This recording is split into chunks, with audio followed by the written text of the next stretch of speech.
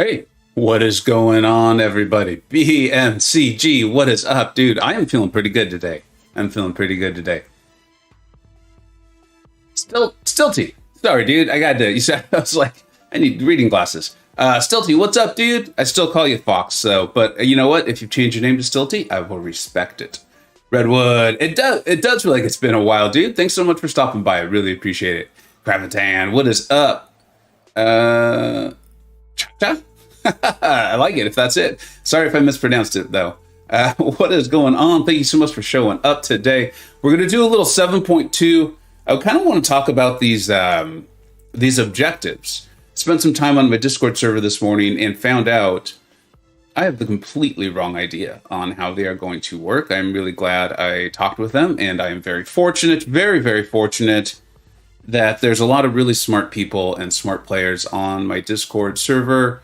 A little bit of a name drop here. Fortunately, Cat Murdoch was there to walk me through it as if I was in preschool and I did not know how to cross the street safely. And so I really appreciate her doing that. And man, these objectives are absolutely ridiculous. They are absurd. I understand why people have been complaining about them and are confused by them. I myself am still not 100% certain I understand what I need to do in order to get all the rewards I want to get next month. But I know that the published rewards do look like they're going to be really good. And it sounds like next month it's actually a quest. Like we're earning our entrance into it. I honestly am still not totally sure. I'm just going to do what my preschool teacher, Cat Murdoch, told me to do. She's like my MCoC September preschool teacher. And then, so we opened up today. I wanted to start the stream so I am in the same time zone as Kabam. The deals, things like that go live at 10 o'clock my time.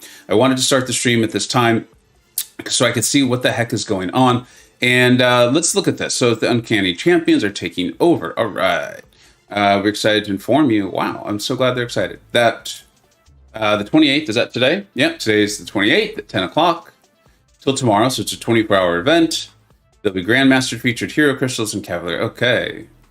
So this is that thing that they do every once in a while. It's going to be every 24 hours, or for every hour, they'll cycle through. It looks like utilize uncanny crystals on social media to alert other summoners which champions crystals have been spotted. Let's see who the champions are going to be. Magneto, he is good. Apocalypse, good. Archangel, good. Domino, good. Havoc, good. Sunspot, good. There's a lot of good mutants in the game. In case we didn't already know that, as we read through this, there are a lot of good mutants in this game. Wow. Yeah, Longshot, Old Man Logan, tailing off a little bit there. Jubilee, Sparks Fly. Rogue, all right. Magneto, House of X, he does not get enough respect. I think it's finally starting to round into shape the respect that he deserves. Cable, if he's got Apocalypse, very good. All right, cool. So that's what that looks like it's going to be. Just in case anyone is interested in my take on it, I will not be taking part in it at all. I will not be getting any of those crystals. I will not be using my units on that. Mainly because, twofold. I have no dying desire to try to get any of these champions. And mainly because I already have most of them. But also, I mean, the odds are terrible, right? Like, let's be honest with ourselves. Yeah, so there you go. So 1% chance. Redwood, yeah, they were kind of ridiculous this month. Dude, they have been absurd. They have honestly been absurd. And I think a lot of it, too, is the lingo, right? Or kind of like the jargon or the terms of art or the terms of it. Like, for me, that's one of the most difficult things whenever a new champion comes into the game. Like, if they come to the game and they're like, oh, and you can reapply your staggers. I'm like, cool. I know what a stagger is. I totally know what a stagger is. I get it. We're going to reapply it. That is awesome. But so frequently champions come in and they're like, so what you need to do is have them in the destructor mode. And I'm like, I don't know what that is. And so now every time destructor mode is in the champion's abilities, I have to go back and try to figure it out. So it's just kind of like learning the rules of it. And then once you have the rules, you can apply the logic kind of a thing. So I think there's a lot of it that for me too, like they're saying like, you just need to complete one objective. And so I see 1 of 7 on these things. Like, let's look at it.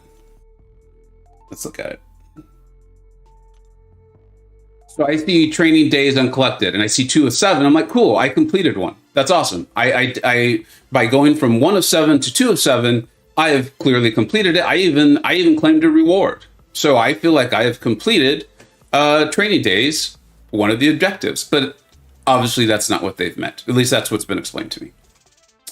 I hope they start hyping up next month's rewards too much and they end up being May rewards.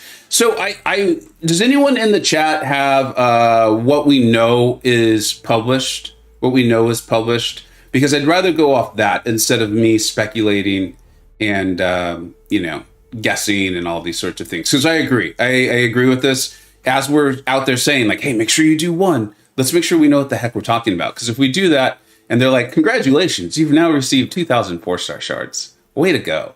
That'll be really disappointing. True potential. I will rank 5 my Gwenpool and nobody can stop me. Dude, I love it. I love the commitment. And you know what? She's actually still good. I think she's actually still she's a good champion. She's not a great champion. She's not an amazing champion, but she's good. And if you're going to use her and you're skilled, you're going to be able to do some things with her. Yeah, it's how I actually became aware of Hobbitcrom, the Hobbitcrom's channel. He does a lot of streaming, mainly in the evening. And he was taking down Medusa bosses. I think Medusa war bosses. And I know some of you are like, Medusa, that's not tough. There was a time where she was. There was a time where she was very difficult. This is years ago.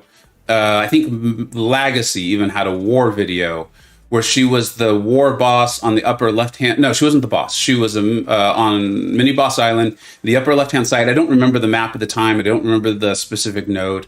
But she was up there, and he had a war... I believe it was a war video where he was like, this is going to be very difficult. She was really new into the game. But he did it, and then Hobbitcrom was soloing her as a war boss with Gwenpool. So, yeah, she can do stuff.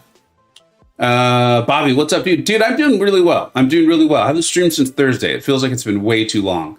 I get a lot of energy from this. This is one of my favorite parts of the day. It means I'm able to take a little bit longer of a lunch break and get into this stuff. So I'm happy. I'm so happy to be here. Thank you for being here too.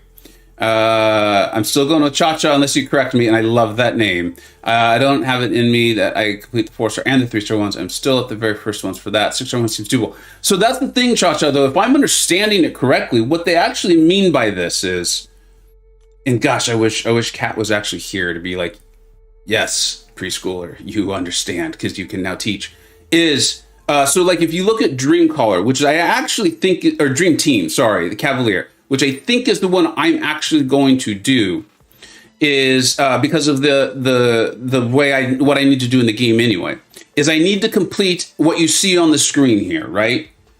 I need to complete this all the way through, and I need to work through Act 7.2 anyway. So this is not going to be, I'm not going to have to go out of my way to do this. And then so I'm going to complete all of those, and then a new Cavalier objective will appear. And I need to complete Cavalier through 7, I guess 7 to 7. I don't know. I would assume that's why the number 7 is there. That seems like a lot, though, right? Because they came out each week. So that's where I get a little confused. So I think it's that. My understanding of it was that you just needed to be 2 of 7 for each classification, let's call it. And then you'd be okay. But I believe that is now incorrect. And have we been joined by Campo? Is Campo here? Yes, sir. Hey, what is up, dude?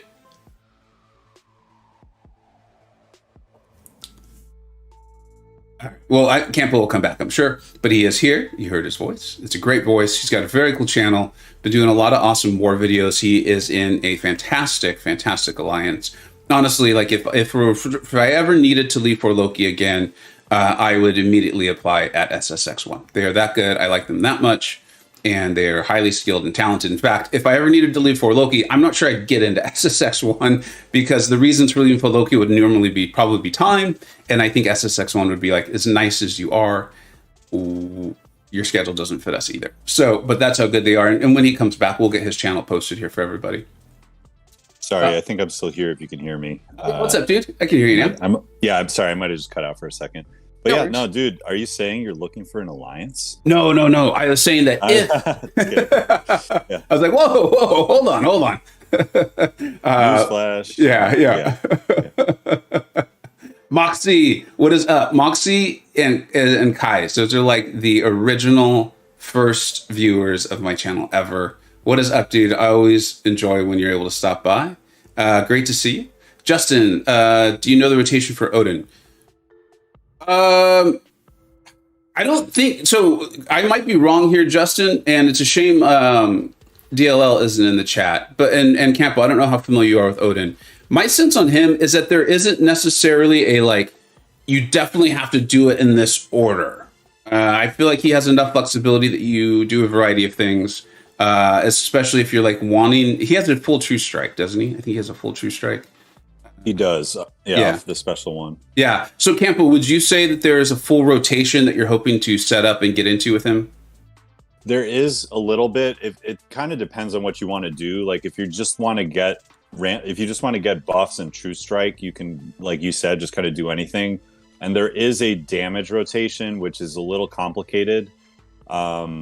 Basically is you have to knock them down twice to get the what is it called? Like an Odin force charge. Yeah. And then that makes your next action have special consequences. So you basically do like an Odin force version of the special one, and then you do an Odin force version of the heavy to double up your buffs, and then you throw a special 3, and then your special 2s are going to hit like a truck, basically. So yeah, it looks like BMcG just said what I said, only a lot more concise, a little more succinct. Well, I think it's just tough because, and I think me, right? Is one of the things I really like to do with YouTube on videos and with champions is I try very hard to get people off of the idea that there's a set rotation. But but what I think you said made a lot of sense. It was really smart. Is like, well, look, if you're trying to maximize damage, here are things you're trying to set up, and I don't think there's anything wrong with that. In fact, I think that's a really smart thing, right? Like it's smart to be aware of how to modify the champion's attack and increase their damage. Like, of course, we want to know that.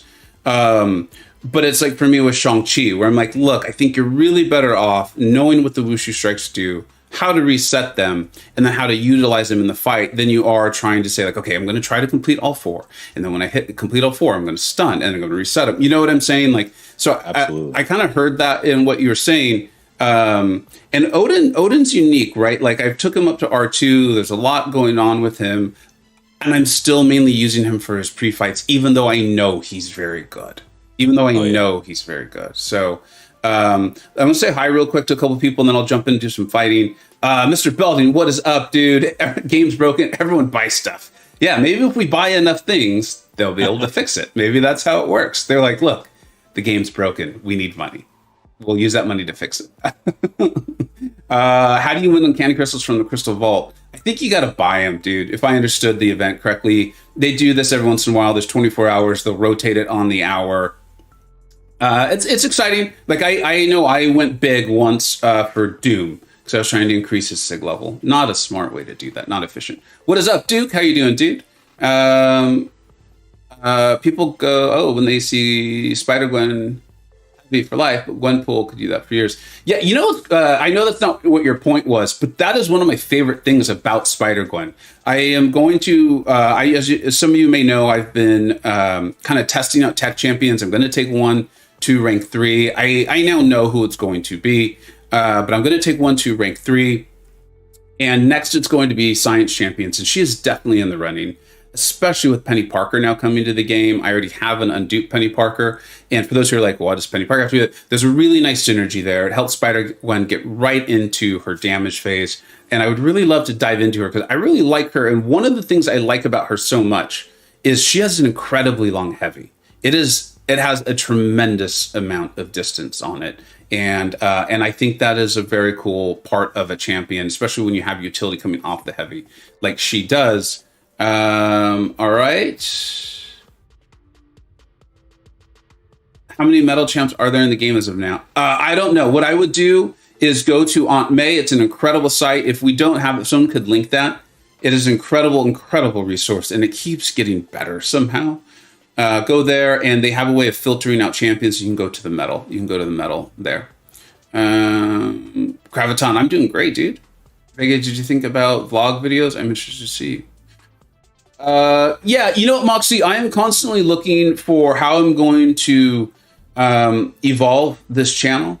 I enjoy, as you know, I enjoy streaming, and I enjoy literally what we're doing right now. Like, I like playing the game. I really do. It's fun. But even when I'm streaming, playing the game, I'm still usually more interested in the conversation that we're all having. And so, like, if there's ways where I could continue to do that, I would really love to, and kind of just see where that goes.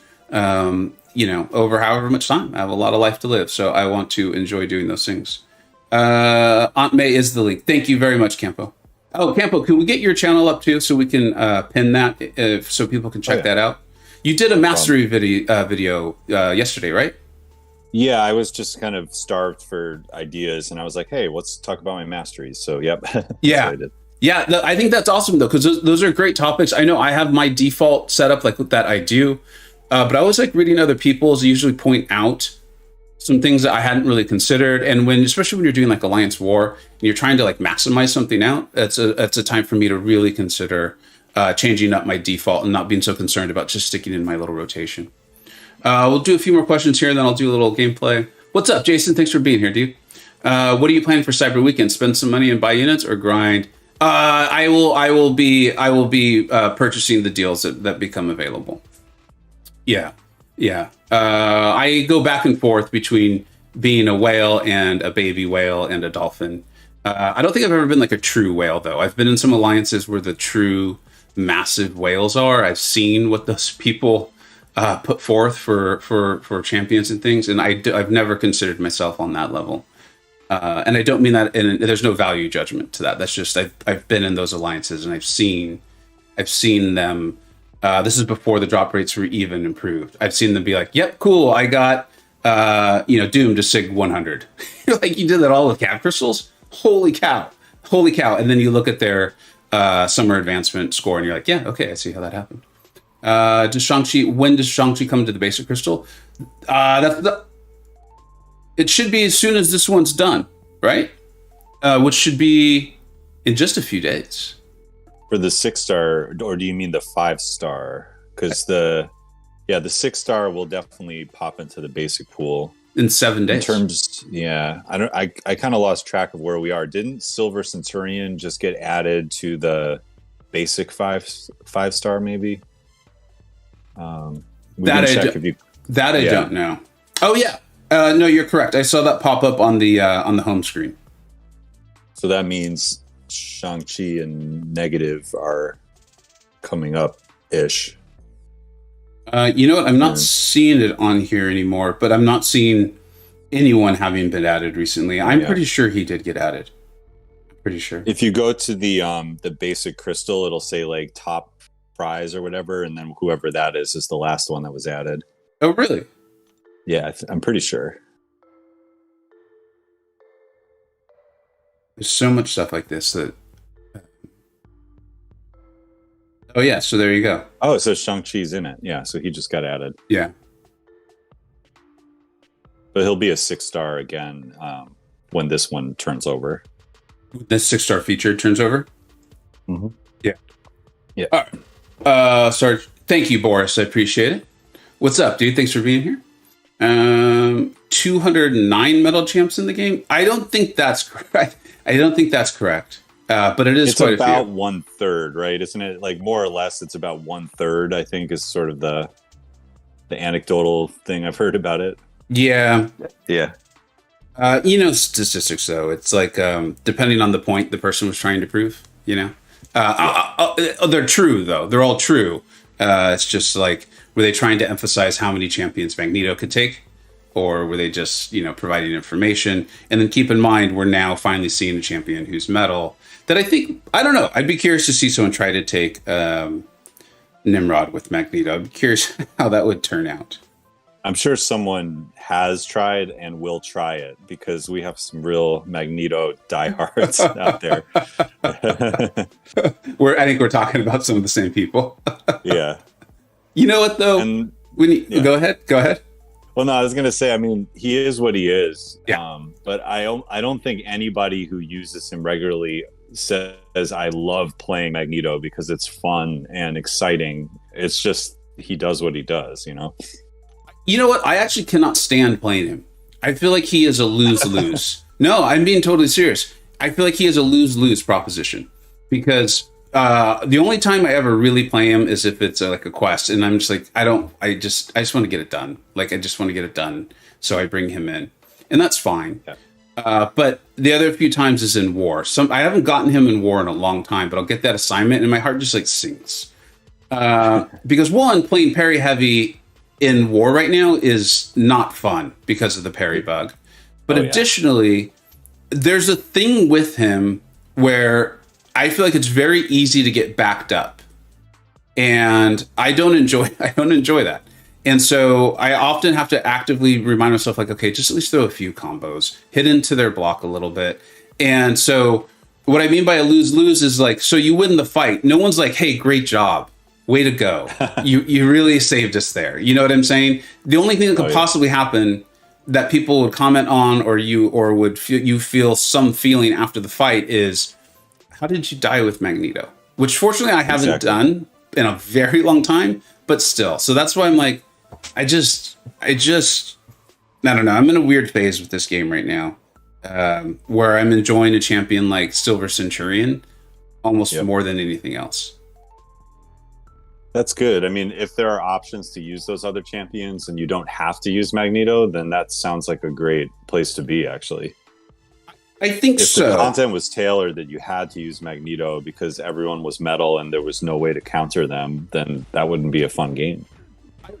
I really agree with that. It's funny. I say that as someone who has a high Sig Hercules at rank 3 and a rank 3 decently Sigged Kitty Pryde. So I realize there's a little element of like, I could see why other people would really be excited to get them. Let's put it that way. Mm-hmm. It's good to have the tools, so, I'm not, anyone who's listening to this, we're not saying don't rank Magneto. He may be a very important tool. And there were a bunch of Cavi queues in a row where there was just a metal boss. And it was like, well, he's the best option. But the danger there is then you don't really learn their move set. You don't really learn their abilities. So then when you have to see them later and you may not be able to bring Magneto, then you never really learn the character. That's one of the problems. I ran into that on stream the other day, actually. I had to fight a Super Skrull. And I didn't have Archangel with me. And I realized I had absolutely no clue how to fight him or really what even his moveset was. Like, I just had no idea what to do. I felt like it was a heavy that has a lot of punches in it, maybe. And an SB2 that at the time I was like, I do not know how to evade that.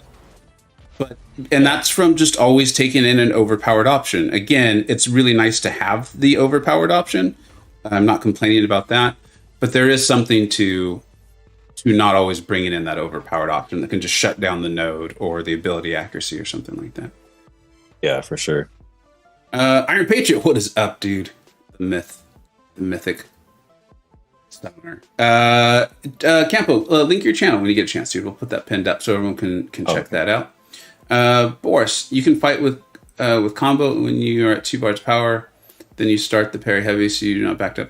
Yeah, Boris, that's true. And you know what? I fought a Mojo. This is going back a long time. But I was in B Manny's BG at the time. And I remember it being like, hey, buddy, I think this is going to go really poorly, because of the prowess and things like that. I'm a little concerned. And I don't even remember what... the advice he gave me was, kind of in essence, a little bit of what you're saying. And also, I think like I wasn't holding my heavy to really start getting the prowesses built up. This is a very, very long time ago. But there are things you can do. There are smart ways you can kind of get around these sorts of problems. Did you name Vega me Street? Yes, that's exactly it. So I was a little kid when that game was out in the arcade, and I absolutely loved playing it.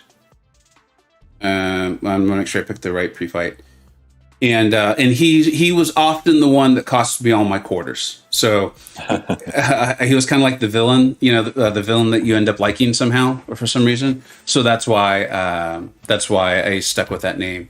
And then I really enjoyed the movie Pulp Fiction, and a lot of the characters in there characters. And one of my favorite characters is named Vincent Vega. It was the character John Travolta played. And so the name just kind of stuck, and I use it for games all the time. Spinnaker's here. What's up, dude? I liked Mr. Negative for that path. I can see that. I actually do not like Oscillate would be on like my list of top 5 most hated nodes. I really don't like this node at all. Yeah, the AI. I don't even think it says in the description the way the AI behaves, but it gets really annoying. I feel like sometimes we see that. I feel like sometimes we see. Like, I don't feel like as a community we have made it up that this happens. I think. Yeah. I think it's stated somewhere, isn't it? Or am I totally crazy? I remember when it first came out, it wasn't in the node description, and now when I see it, I don't read it anymore. But it is. I actually think the armor phase is even more annoying because sometimes they'll just sneak a special at like the weirdest time. Like I was noticing that Emma Frost in Summer of Pain would just kind of throw that special one in the weirdest moment when she was in her armor phase. Absolutely, like super annoying. I don't even remember who I used. I was trying to get a solo. I think it was Shang-Chi, and I just had to keep resetting. I never did get it done. I ended up using someone else, and it was 100% because of what you're saying. Like I would get caught by a special in the armor phase, and it was just so frustrating. Yeah, I think I used I-Bomb for the week that it was Emma Frost for some reason, and I don't remember why. I just remember like getting acid burn at good moments, and then I think I used Apocalypse because he was my mutant objective, and I used her to get full ramp on Apocalypse. So that was an interesting way to do it. Yeah. Nice. Diablo. He is outrageous. He is outrageous. I think he's like, no one ever asked me, but if they had, I would say like he is as good as I want a champion in the game to be. Like that's my like ceiling there. I know that's vague and subjective, but that's he's about what I like. Like I think you have to pay a little bit of attention. You're not just face rolling, and he can't do everything. I like that. Yeah, I know that's vague and subjective, but I like him. Yeah, I know what you mean. I remember I said that once about Herc, and because it was when I think it was when we were still. I don't even know if he was out in the game yet. Like I don't even know if where he was in the stage of the community getting to know about him. But someone quickly pointed out, they're like, "You're aware of his immortality, right?" It's like, yeah, that's a good point. Yeah, that's pretty. We were talking about it on the server last night, though, that in war you could always have assassin kick in so that you can't depend on it in war. But aside from that, it's pretty much the most broken sig ability in the game. So yeah, it's pretty good. And it's still in the game, so there it is. Oh no, why did I do that? Wow, I just lucked out, huh? Wow. Yeah, it is still in the game. I really think if I had to bet, I don't think Herc or Kitty are gonna get quote unquote nerfs. I think if something happened to Kitty, and this is just me speculating, guys, I want to make that really clear. Mm-hmm. I think if something happened to Kitty, it would be the her power gain while she's phased when she gets hit. To me, like when I see these videos, to me that's what looks like the true. This is going to be a problem that Kabam's going to have to deal with for a long time. Right. And there's not really an easy solution to shut her down, like True Strike for Quake and stuff. I don't know. It's tough, right? Like, best I can tell. I mean, I think the problem would be it would be a true counter to the counter. Like it would just be so obvious, which it seems like Kabam doesn't want to do. Because they could have just made a don't use Kitty or don't use Quake here node, and they chose not to do that. Yeah, I mean, I've always thought if they really wanted to be transparent with Quake and Ghost, like just give them a special tag, and then kind of like in the variant content, how champions will have a tag, and then like heroes can't do damage and the villain variant or something. Yeah. Because the true focus node just has so many effects on other champions that are really annoying. And I mean, it's nice that it doesn't exist for the season again, but I was never able to use Elsa on the boss island because I would want to have access to her evade thing on the well-timed block, and that gets shut down by true focus. Same with Mr. Negative, same with Mr. Fantastic. Yeah. And BG3, we're always bringing champs like that. BG3 in SSX1 is just absurd. It is absurd. It really is. Okay, so we're still... So as everyone see, now I'm moving on to 3 of 7, but again, this is just one objective. When they're using the terms, from what I can tell, the objective is not 2 of 7. The objective is the full 7 of 7, which is what I learned today. Work is here. What is up? Kitty is super easy to shut down. Cowardice. That's a good point, Work. That is, I was thinking there's something there. That's what I was thinking. Vishnu, what is going on? Rohit, how you doing, dude? Really appreciate you stopping by. Kazuri, thank you for being here. Yeah, Diablo is an example of good power level in my opinion. Very useful and has its place, but isn't OP. Yeah. And again, I know that's vague and subjective, but to me, that's what I would like. Like, that's the ceiling. MUH, how you doing, dude? Most annoying thing about Oscillate isn't necessarily they go defensive, it's that they go defensive but still randomly attack. Yes, absolutely agree. What do you think of Nimrod? Is he any good? I got a 5-star. I'm not sure if I should upgrade him. Vishnu, so much of that depends on where you're at in the game, my friend. If you're like really deep into building your 6-star roster, then I'd say maybe not. I feel like right now we're getting champions that are either just overall amazing, overall terrible, or niche. And, it's, again, they're not all one thing or the other, but I feel like they, for the most part, fall into that category. I feel like he's an interesting niche champion that's actually pretty good. And I really like him. I like him a lot. I'm going to have some Nimrod videos coming out. I'm looking at my calendar here. It should be this week. It should definitely be this week.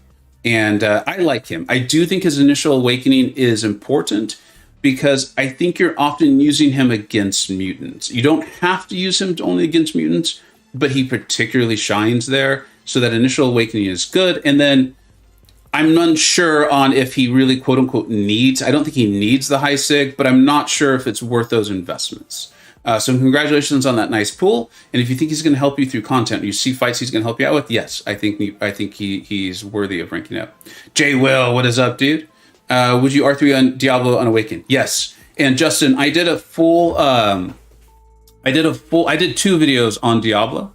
One was like my initial just impressions. We tested him on stream. And sometimes that's tough because you can tell I enjoy the conversation even more than the gameplay. And so the gameplay can just kind of really suffer. But I really was like, wow, there's something here. And as soon as the stream was over, I got back to the game as quickly as I could. And I think I took him to rank 3 that day. Now, mine is awakened. He's sick. He was sick like 20 or 40 at the time. And then soon after that, I did it's a longer video. So I understand why not as many people viewed it. But I think I called it Diablo Masterclass. If you go to my channel, I do a pretty good job of cataloging everything. You can go to the playlist and check those out. But yes, that all being said, I think he is worth it unawakened. Campo, do you have much Diablo experience? I don't. I'm secretly hoping that he appears in the next featured crystal because I'm probably going to be going for Hercules. And if he was one of the misses, I would be really happy. So I'm just putting that out in the universe. Yeah. I don't really have a lot of experience with him. One of my good friends you probably know him, Caesar, he's in our BG. He just ranked 3 his Diablo. And so we were kind of talking about the champ. And I had mentioned how you had said, if you don't run recoil tree, that the mystic dispersion is just as important. I thought that was a really, really good point, especially if you're running him with the nullify pre-fight and everything. So we were just chatting about that because he never runs recoil tree and he just wanted to make sure it was still a good decision. I think it is. This is one of those champions where it's like, well, do you want to play him at his absolute ceiling or what are you shooting for here? Hold on, I do need to pay attention to this fight, or I'm going to get destroyed.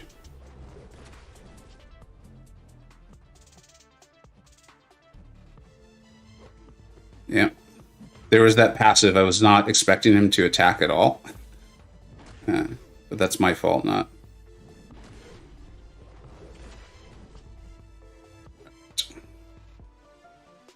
I've seen, we'll talk for a second. Buddy Lee, I think, did some videos where he does not run Mystic Dispersion, and he does run Recoil, and still made Diablo look very, very good.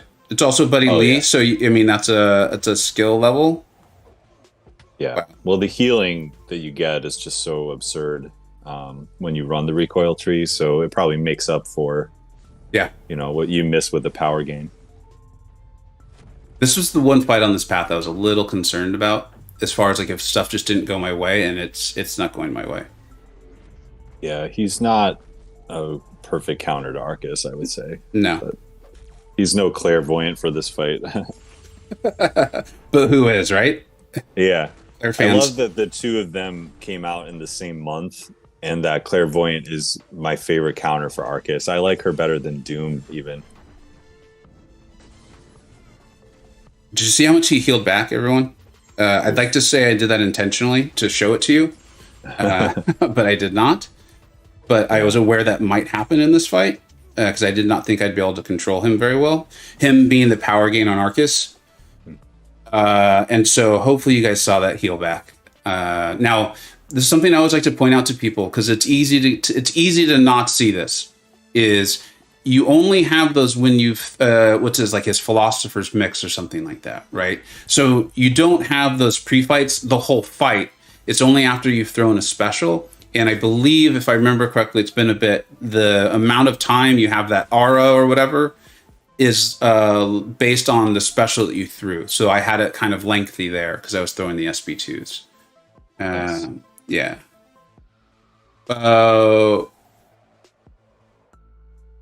I'm done with everything in the game except for one path, and thanks for watching your video. Vishnu, you asked about Nimrod. Yeah, I don't know if I'd rank him then, buddy. I don't... Oh, you got the 6-star. Oh, dude, congratulations. Well... You'll see. I'll talk about him a little bit. I specifically brought him in here. It might not go well, but I brought him in here for a specific reason. Where would you place R3 Nimrod on defense? Asking for a friend.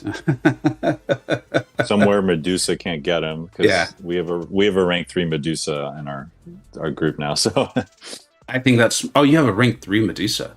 Yeah. Wow.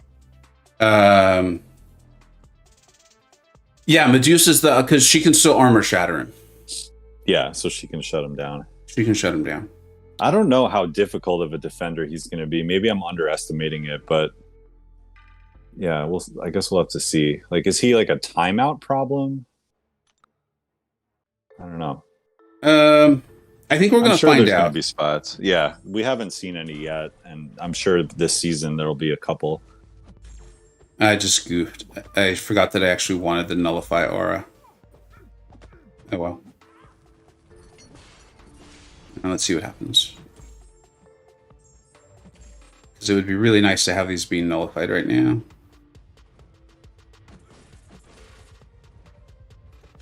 The parry bug really is significantly worse against extra large, isn't it?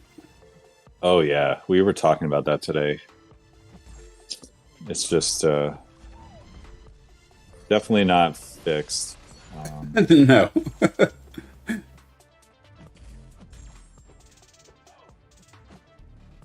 Let's see what we can do here. Does Nimrod need the dupe for defense? Let's check it out. Let's take a look at it. I think it's going to be nice because one of the things it does, guys, is it extends basically the benefits he's receiving. It's like all the effects. I can't remember the exact wording. He receives after throwing his... Like, I literally can't parry to save my life. It's like she's unblockable. Yeah, and she's cheating. She is cheating. She's a known cheater. Look at her. She doesn't even care. She doesn't even care. She's just going unblockable. You get the unblockable specials too, so... Yeah. Sorry, I didn't finish my thought there because I was enjoying just taking combos to the face.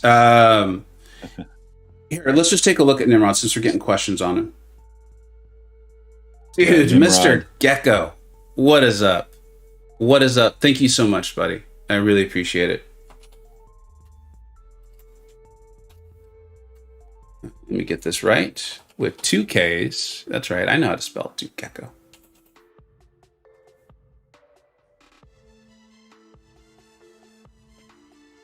I gotta move that over a little bit. Let's see if we can move that. There we go. Fix it on the fly.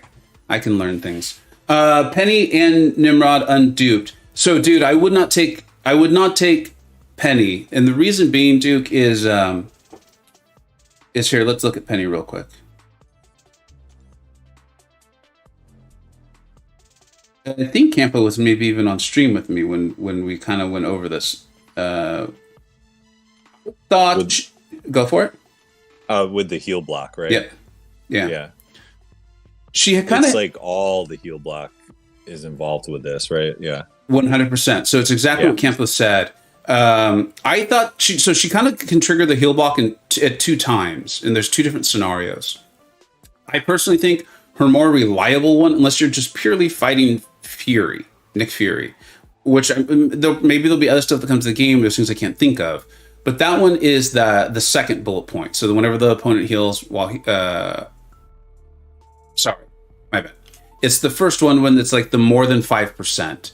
But it's only if they heal 5% over like a long period of time. We tested it a lot, and if it was a very quick heal that just healed the champion up, the heal block would trigger, but not until the heal was over. So, and then the other heal block is the one when they fill the bar of power, which is part of her playstyle and her kit, right? Her abilities. So I feel like you're triggering that a lot. Plus, she has that massive SP2, which I think is kind of like her finishing move. And there's a good chance you're going to send the opponent over a bar of power when you trigger that, or you could set that up, especially a player like you, Duke, would be able to do that. But then there's no heal block. Like there's just, I don't know. I think that's a big part of her. I think without this, you have some niche utility, right, with her ability to counter kinetic transference and things like that. But I don't like her without the awakened ability. I think that's what makes her go into like, I'm probably going to place her in the super premium category. Now, Nimrod, let's take a look. Let's make sure we get this properly here. I did awaken my Nimrod. As you can see, I have him at 0 at Sig 1. I do not suggest people use a generic gem on him, but I did. I had 2 of them. I did not have a tech one. And I really wanted him to have this awakened ability. And he's not going to come to the featured crystal till I think January. So it was a very long time. But so here we go. Eradicate Protocol grants unblockable special attacks, which is a big deal. I know that we feel like his specials are easy to evade, but I will tell you, I'm still struggling with that SP1. And the SP2 is a very slow moving one, which, as we all know, sometimes those slow moving ones can actually catch us, especially if it's like an intense fight like war. And then if attacking mutants, Nimrod's abilities generate, that is actually really helpful too. The armor ups are a big part of his kit and getting his damage going. So that's not a nothing. As you sig him up, the potency and duration of the special attacks, I believe it gets all the way up to 35%. I've been playing with mine as a level 1. I'll try to get the video up tomorrow. I don't know if it's going to come out tomorrow. And at least in AQ as a rank 2, this 10% was plenty. It was plenty.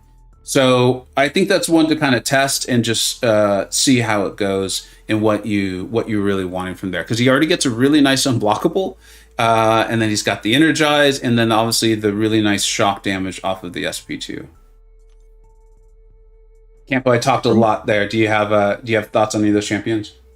I don't have either, but his awakened ability reminds me a little bit of I-Bomb, where it's like even at low sig, it's going to do some work. And then if you sig him up for prestige or something, because he is the top tech prestige champion, I think. He's not in the top 5 of the game, but you will get, I just looked it up. It's 35% for those effects. And kind of like with I-Bomb, that's nice to have the extended duration, but it's more about just getting him awakened in the first place. Yeah. So that's also good news to me, because I love champs like that who are like really good at low sig, not bad if you give them sig stones. It's not like a waste of stones, you know? So really good stuff. Yeah, that's a great point too. And I think he's not far out of the top 5. Like, I think he's a really close, reasonable substitute. If somehow you pulled him and you don't like Ragthor or something like that, I think he's a reasonable substitute. We can look that up. Yeah, I'm guessing top 7, but I can easily look that up. Oh, he's right after Namor as a 5-star. So, and then as a rank 3, he's 7th right after Namor.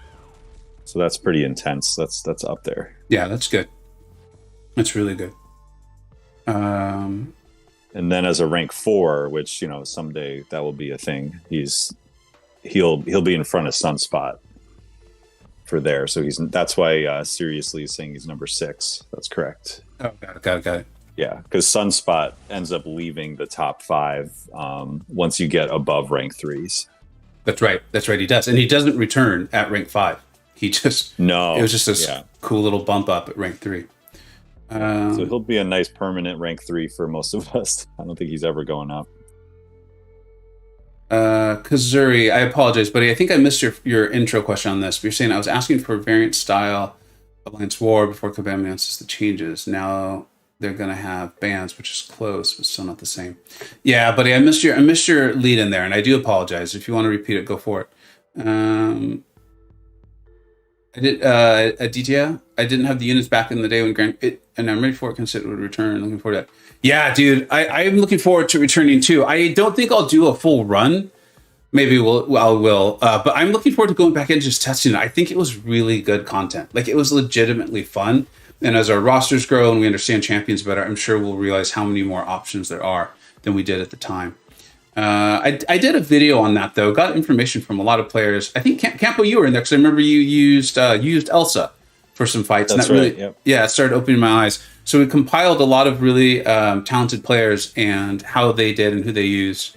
And unless they changed the gauntlet itself, that video should still have a lot of good info on it, and then links to their channels too, because a lot of those people, like Campo himself, he covered those fights as well, so you can kind of see how they did it. 616, we're talking about whatever comes up, my friend. Initially, I wanted to complain about the objectives for this month, but somehow we got off of that very, very quickly. Thanks for being here. Francisco, is 5-star Ring 3 Colossus enough for 6.3.3 Habit? I honestly don't remember. I would think... I don't know. What do you think?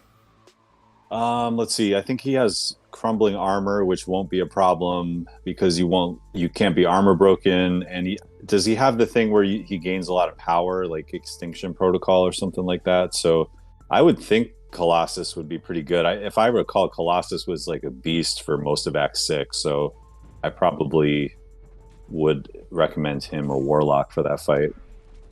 So that's what's... Jeez Louise, this is bothering me. That's where I always struggle. Because, when I was going through that, I know for a fact I was not using rank 3s, That doesn't mean that's bad. Doesn't mean you can't. It's just the advice gets tough. I'm trying to look up the fight.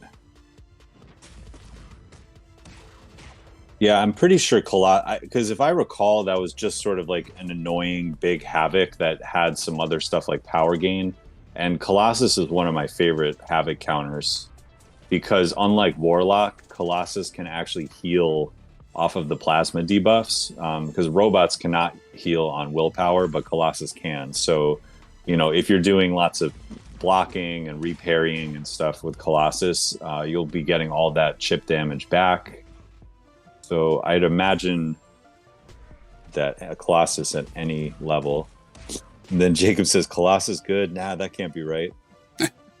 Work says, we also did Act 6 with the health pools and attacks were much higher. Yeah, if you were one of the OG Act 6 people, it was a much different piece of content. And I don't mean to be like, we walked uphill both ways type of comment, but the original Act 6 was a lot different. We did walk uphill both ways, and it was snowing. Yeah. And we didn't have shoes. Right. We should get a badge.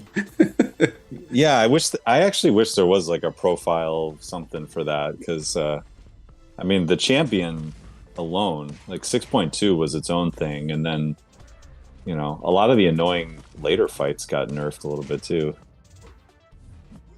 I intentionally, like, even with YouTube, like having a channel, I never wanted to go back and test anyone against the champion, because just how seared into my mind it was, how bad it was. And then taking Shang-Chi to rank 4 finally got me to do it. Oh, and right. It's not easy. I'm not saying it's easy. Like, please, no one take this that way. But I was amazed at how much easier it was for me. And some of that, I'm sure, was just kind of getting used to the decks. Because the decks was one of my biggest issues.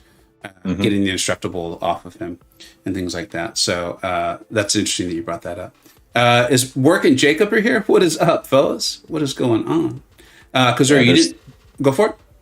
I was going to say they started this Act 6 rant. Yeah, is begun with them too. So yeah, you said their names, and I was like, oh, they're here.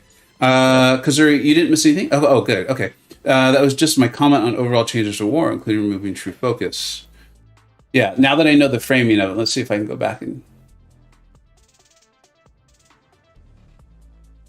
I hope this is what you're hinting at. I like it. I like it. If Kitty has done anything for us, she got them to remove true focus, and I appreciate that from her.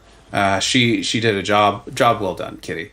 And I like the bans. I was introduced to that concept in a video that Taters did quite a long time ago now, and it made a lot of sense. I think the fact that I'm in his alliance and I'm in his BG might be influencing my thinking, because I'm aware of how much strategy he puts into his attack planning and his defense planning. And so I see how fun that's going to be, or I see how it could be a lot of fun. But I do genuinely think it's going to be enjoyable for people. It might be a lot of work, but I think it'll be enjoyable work. I use Ultron for Havoc counter. Right now, Henry, I want to test a few things with Nimrod. And I was saying, this is a bit of a false hypothetical.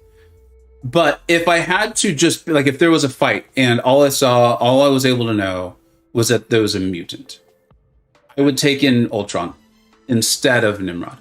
If all I knew was that it was a mutant, I would probably take in Ultron instead of Nimrod. Because I do think that there's a couple matchups, mainly Bishop, where I think Nimrod might. I just don't know if he could do it at all. I do think he can take Havoc, though. I do think he could take Havoc. Being Nimrod now. Do you think 7.3 will bring new life for 7.4? I don't know. No, I think what it's going to do is get the players who are currently playing and enjoying the game. I think it's going to give them something to do, and they're going to have fun for a little while. But I'm the exception. The fact that I'm still working through 7.2. Like, as players, we do this. We just rush through, pile everything, and then we're like, oh, now what do I have to do? And it's like, well, you just you just rush through it all, right? And I get it, because we want the rewards and we want to rank up our champions. I totally get it. It's just.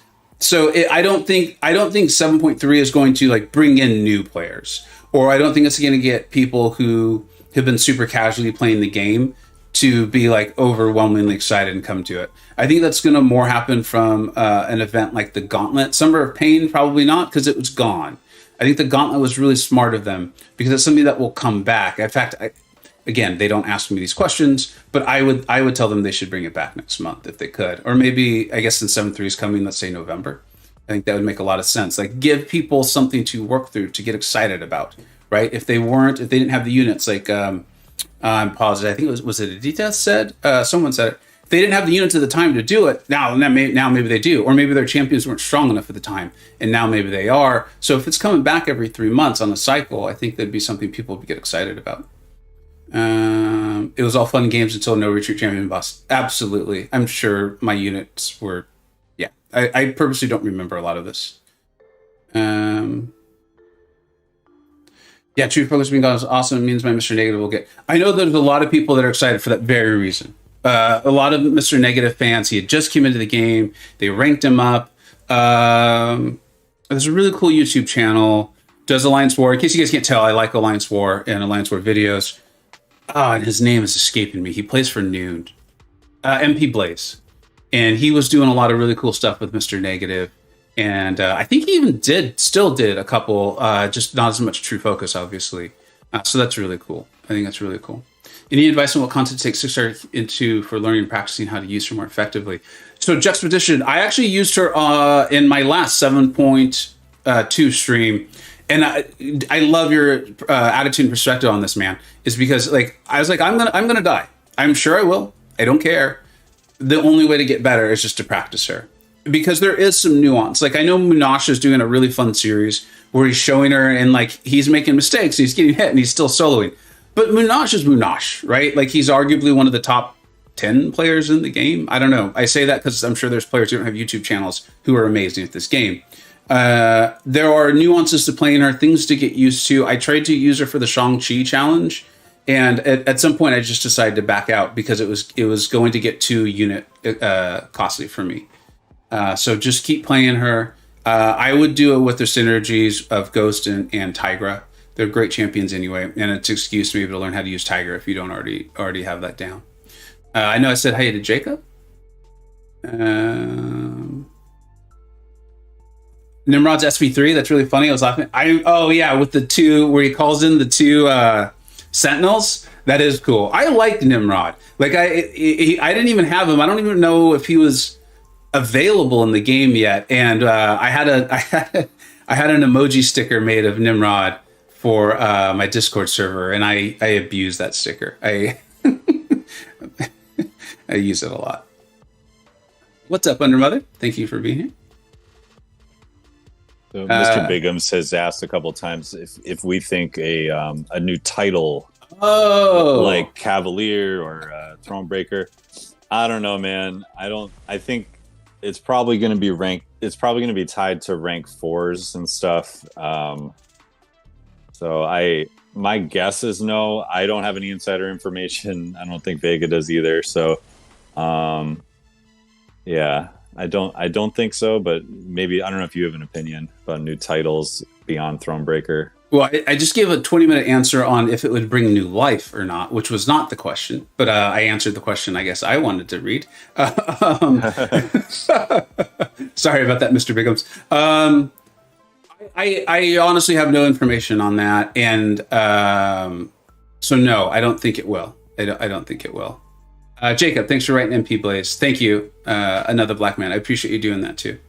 The uncanny crystals. It's probably still Emma though, right? All right, I want to read through this node real quick because I wanted to see how Nimrod would do.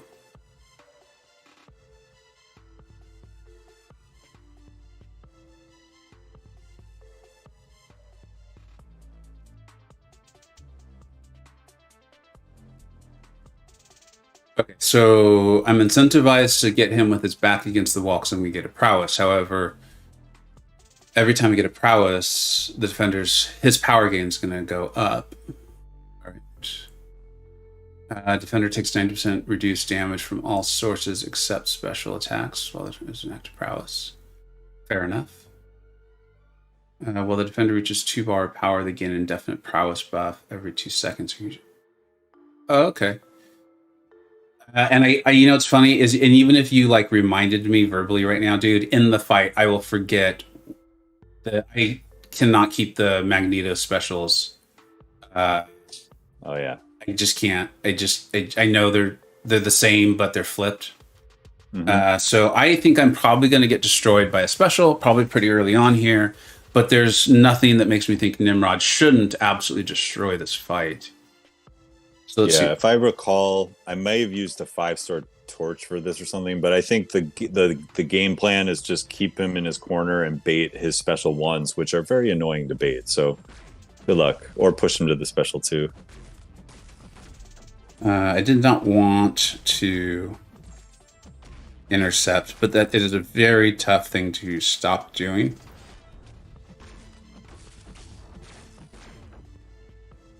Hey, look at that.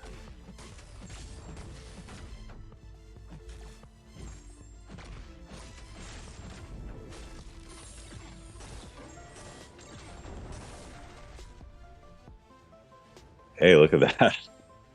That's some damage there. Yeah, I'm actually a little bit surprised it did not do more.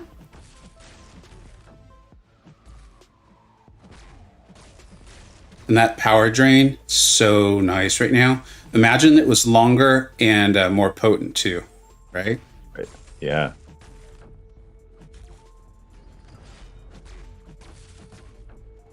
Oh, forgot about the unblockable. Look how little damage it did, though. Yeah. Oh, Wow. I forgot to get my prowess up. I should have got my prowess higher. And now I'm unstoppable, so let's let him into me.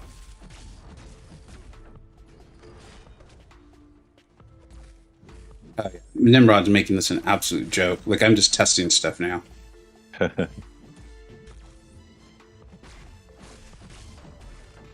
This is good to see, though. Yeah. Yeah, I'm going to try to get my prowess up a bit more. And let's see if this finishes him.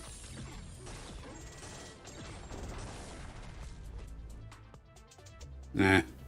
Dude. So, if I wasn't just screwing around, I would have played that a little better. Like, I would have tried to maybe get his power down a bit more. But, I mean, look at this. This is nuts. It really is, right? Oh, I'm loving just letting that hit me. All right. I want to get... Oh, I still have Eradicate up, too. Holy cow. So there was a lot of stuff going on there, guys, and I'm still kind of learning a bit more about Nimrod. Like, I was surprised to see I still had Eradicate up. I was not responding to those last few specials intentionally just to see, because I thought that was cool how little damage we were taking. But yeah, I mean, you guys have pointed it out. The power drain is longer at SIG 200. Yep, absolutely. So the higher the SIG goes, everything that's happening off of the specials will be longer and more potent, right? So that Unstoppable is getting longer. The shock should be more potent. That was really cool. That was really cool. I enjoyed that. And this is a rank 2. This is a rank 2. So... normally you take a couple of those special ones and it's like game over, so... Yeah, yes. Oh, we get 6-star shards for that. That's cool. Okay. I want to read through and make sure I get down exactly... White mags magnetizes metal champ, so it reduces damage. I'm not sure I understand. I'm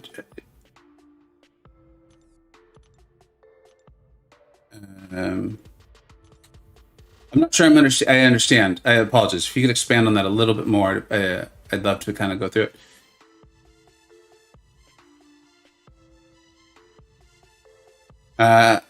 Because Brian Grant mentioned that we need new way to celebrate your game progression and profile changes. Title's not enough. So like do it through, what are the ideas? Like what would the suggestions be there? I'm curious on that. I mean, we've got so many different profile pictures and things like that. I'm not a huge fan of the title thing. I don't think it like shows that much or anything. But I get it. I mean, I get it. That's just me. I'm not into it. And so as a result, I don't see the value of it. But that doesn't mean I'm right. That's for darn sure. Vice, what's up, dude? Thank you so much. I really appreciate it. All right, let's try to see. I'm trying to read through the chat a little bit, and I appreciate you guys are kind of talking back and forth with each other. I always enjoy that. If you had the energized interval, it would have done much more. Aiden, that's a great point. So if I had thrown the SP1, it would have done even more. The SP2 would have done more damage because the SP2 is energy damage. That's an excellent point. I was just so focused in the beginning on was this even going to work that I definitely did not play Nimrod really well. That's for darn sure. What I want to see is I want to make sure we get correct why we took so little damage.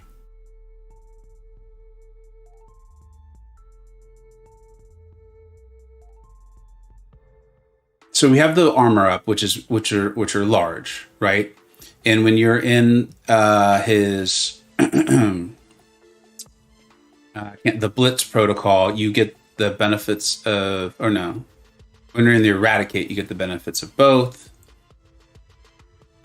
Is it purely just the armor ups? I don't think it is. Yeah, I'm trying. Is it something about unblockable attacks or something?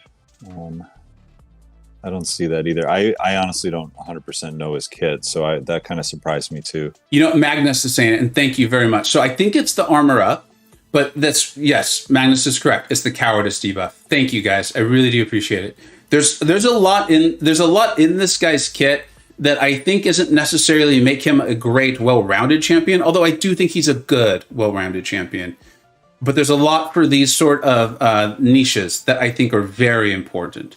Vice, this is Campo MC, runs a really cool channel. I know I particularly like a lot of his war videos and his approach to things, but he also does do champion breakdowns. I'm sure I'm going to miss a few here, but some of the most recent were War Machine, and then I have absolutely loved Elsa. In fact, this was like, I've seen a lot of Elsa videos. Some of them are very, very good, but this was the first one, just the way he went about it, that really made me be like, oh, I kind of want to rank Elsa now. So, and his channel is linked in the chat here. I really do recommend checking it out.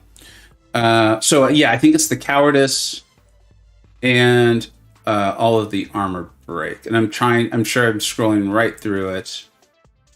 Yeah, it's when he's in Titan Protocol. That's the special attacks launch. They inflict a cowardice. So that's what it was. So it's reducing it by 40%. So that and all of those armor ups. I wish I'd recorded it so I could see how many armor ups we had. That is massive. So you can see, so I think that's the thinking here, right? Is there may be some timeouts, or based on him having adequate damage, you're not destroying him quickly enough. Camp, I'm going way back to your question about why he might be a good defender. Because also look at this, guys. This is interesting. And I think we won't really know exactly how painful this is going to be until it happens. I'm getting to the point with him with armor breaks. Where is it? Where is it? Gosh, darn it. He like reverses the potency of him. Yeah, superior mutant hunting robot is in the top. Thank you. Toward the top. So not only can armor breaks not remove his armor up, they actually suffer 100% potency. So, I mean, Corvus is Corvus, right? Like, we're probably going to see some like 4-charge power back Corvus do something, right? And I say that just because I feel like every time we say that can't happen, we see it and it does. Mm-hmm. But right, unless if the cowardice stops him. Dude, that's a great point. Yeah, that is a great point. Usually when I just because I enjoy the game a lot, and you know I have a lot of champions. And I enjoy war. I love war. And so I frequently ask my BG leader, it's probably like I don't know, you'd have to ask them. But I feel like it's probably just once a week, every 2 weeks, where I will DM them and be like, hey, I could rank up this champion. Do you want me to rank them up? And Taters is always like, yeah, whatever you want, Vega. Like whoever you're enjoying, like just rank up who you like. It'll work. And I did it this time with Silver Centurion and Nimrod because I narrowed it down to those two champions. And he's like, look, whoever you like, you should go with. But I would really like to have a Nimrod for defense. So that was the first time I think he's ever really kind of like expounded on it, right? So that was pretty funny. And I think I'm seeing why now. OG Highline, how are you doing, dude? The guys make fun of me because I always say coming in strong, but I appreciate it. Second day of vacation, heck yeah. How long are you on, if you're at liberty to say, how long are you on vacation for? And thank you very much. Always appreciate it.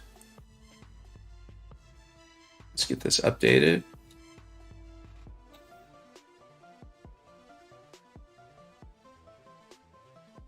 Yeah, I mean, Medusa still, to me, is the best counter for him, but again, you're probably going to want a 6-star Medusa, and very few folks do have her. So And her armor breaks won't do extra damage. It's just the fact that she'll shut down his special attacks, and she'll, you know, she can reduce his abilities and power gain because she's not a mutant.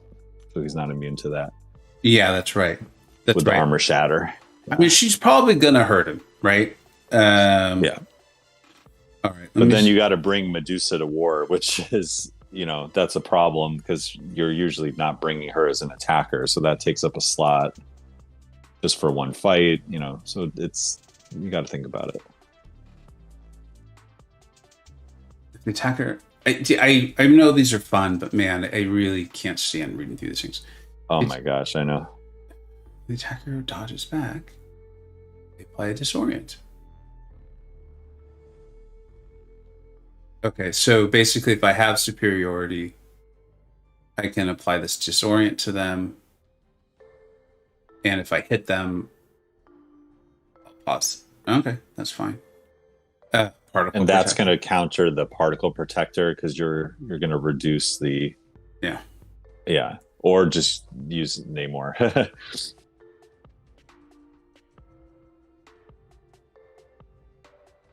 Yeah, because do I this is like the variant 2 node where they're going to glance a bunch of stuff and then it gets reflected back to you. So I think the way they want you to use class advantage and then dash back a bunch and then you disorient them and then that turns off the glancing. That's the way to play the node. But I think Namor will just reflect everything back. And I do have a Namor now.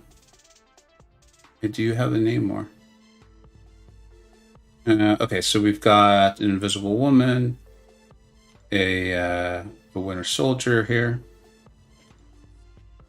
a thing. All right, and so they did us a favor. As I'm looking through it more, it's just science and skill champions. So all right, so we'll go ahead and back that out. We'll definitely bring in Namor. That's a great call. And we'll keep in Nimrod so we can kind of do that fight again. Yeah, totally. All right, so it was science and skill. So skill and mutant attackers. Where's Nick Fury?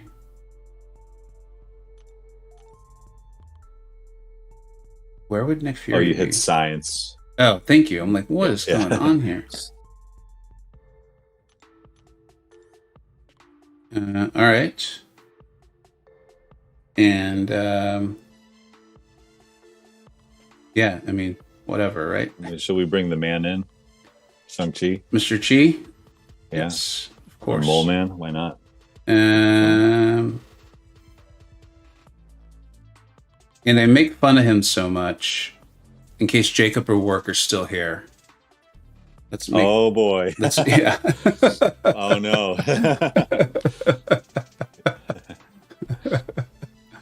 Ojihan. Super premium. He's a super premium champ. It's a battle of the super premiums. Yeah. I go back to work next Monday. Nice. So you're having a good beach. Dude, nice. That's awesome. We so where I live, I'm in the San Francisco area. We get kind of like a late summer, but it's for some reason it's actually cooled off. It's actually like for California, right? It's not cold. It's just cooled. So I'm waiting to see if our October is going to heat up. I'd love to get out to the beach a little bit more. Any idea about the upcoming 6-star featured? No, we don't. Unfortunately, we don't get to know that early. I will say that this is based off just me playing the game. That Marauder crystal and how much it's available has me. I had hoped that Hyperion would be in this featured crystal. I thought this featured crystal was going to be an awesome crystal because I think it's going to line up with gifting, assuming there's a gifting event. But the frequency with which this Marauder crystal is available and purchasable for relatively low amounts by Kabam standards has me thinking that Hype is probably not going to be in that featured crystal. Again, based on literally nothing aside from my experience playing this game, though. Oh, Magnus is making another good point. He reduces damage from crits for each armor up. So it's not just the armor ups providing armor. This is going back to Nimrod now.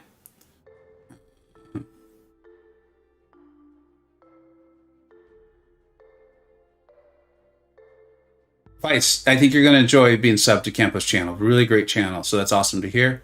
Kudos to the streamers who keep Vega smart with all the node and champion interactions. 616, dude, they do a lot, my friend. I have never shied away from the fact that the people on call and in the chat are mainly the reason I can figure it out. Or amazingly the reason I can figure this game out. When I'm streaming anyway. And when I'm not streaming, I'm just on my Discord server in the advice channel a lot. I use I don't. This is all just a blur. I don't remember much about it, but did you race through it? I did. Yeah, I didn't do legends or anything, but I tend to just kind of knock it out over the first weekend if I can. And there's just so much reading, like you said. So, yeah. I think there's like almost an unnecessary part of, what am I supposed to do? I've already forgotten. Decks, I think. And then they get disorients on them, maybe. Okay, yeah. There we go. Thank you. Yeah, there, yeah. And I guess if they have 3 on them, then it reduces it to 0, and then they're not going to glance. Got it.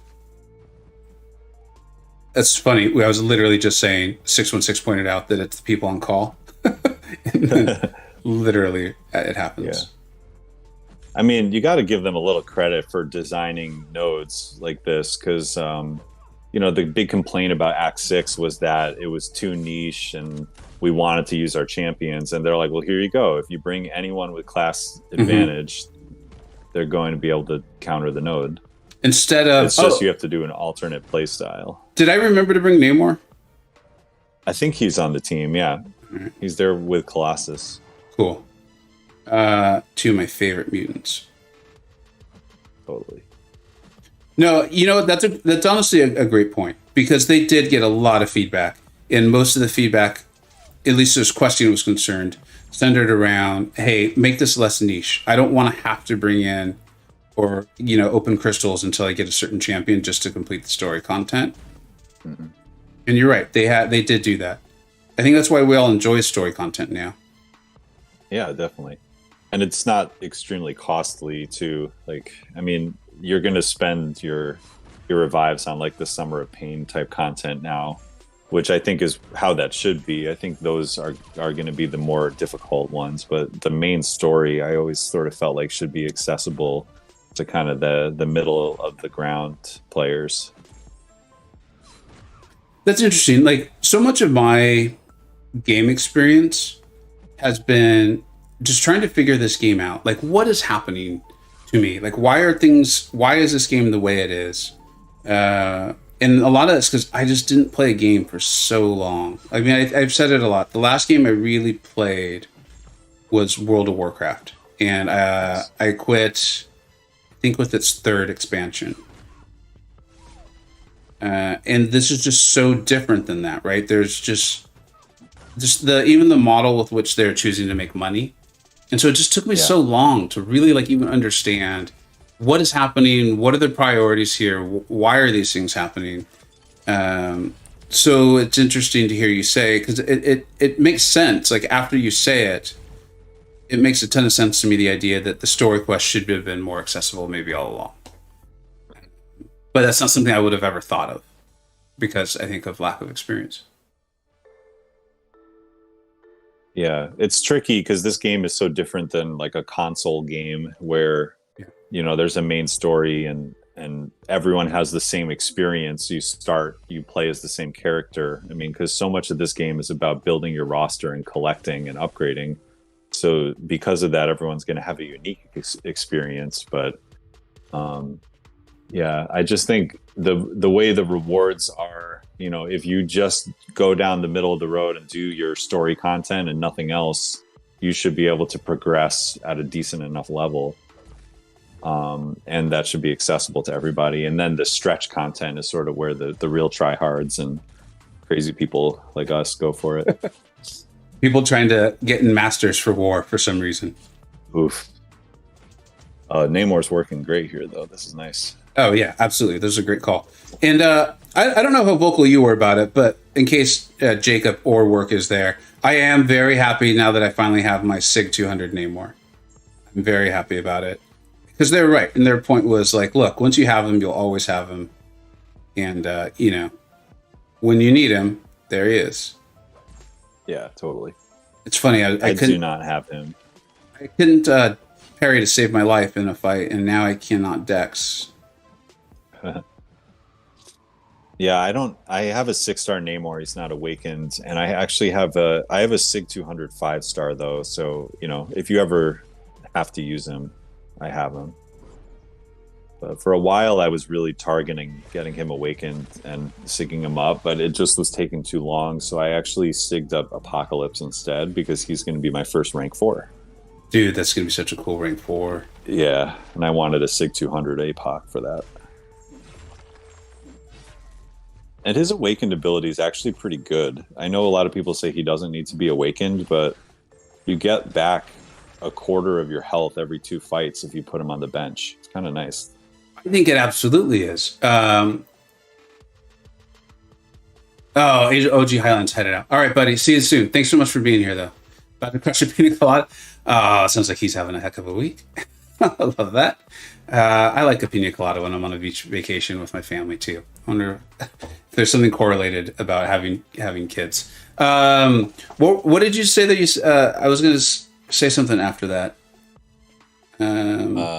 What was I talking about? It's weird how easy it is to forget. Oh, APOC. Yeah, the SIG ability. Yeah. I agree. I don't think he quote unquote needs it. But man, that's a pretty cool way to save some potions, right? Mm-hmm. And if he's on war attack, he's going to probably be on the bench for some fights. Like you're not going to use him for every fight, so you just get that heal back. Did Thing just what just happened? Was that the glancing stuff? Oh, it's a glancing.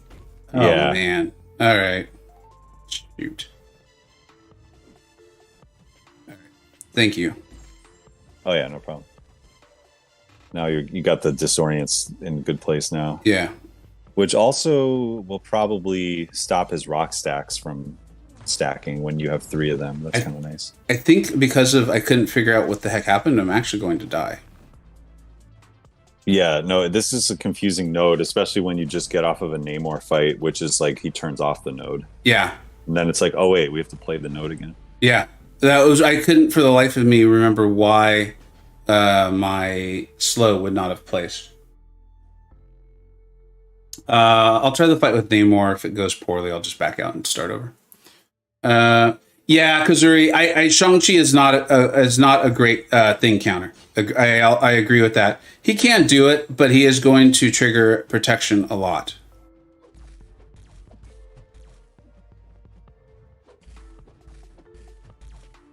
There's a lot going on here because of the. Whatever. Oh yeah, the glancing,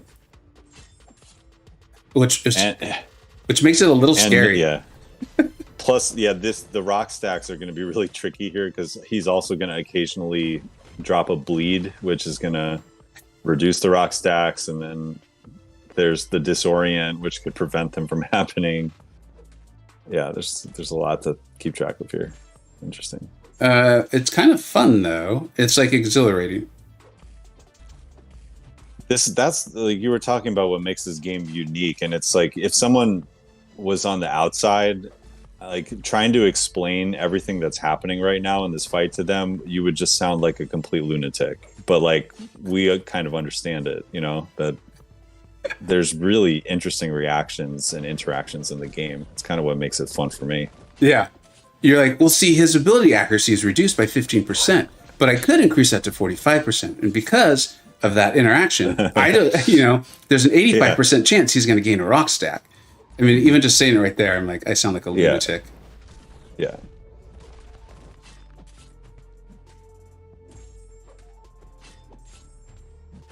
see. Fabio Jr. says, "Hey Vega, I'm starting Abyss soon. How much health potion should I grind out?"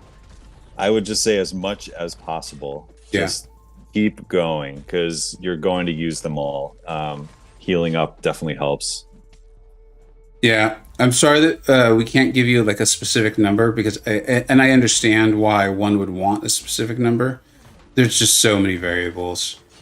There's so many variables to it. And the one thing you don't want to do in content like that is get far into it and then either have to back out or spend money that you did not intend to spend. Right? Which is like, for what it's worth, I think that's part of why content like that exists.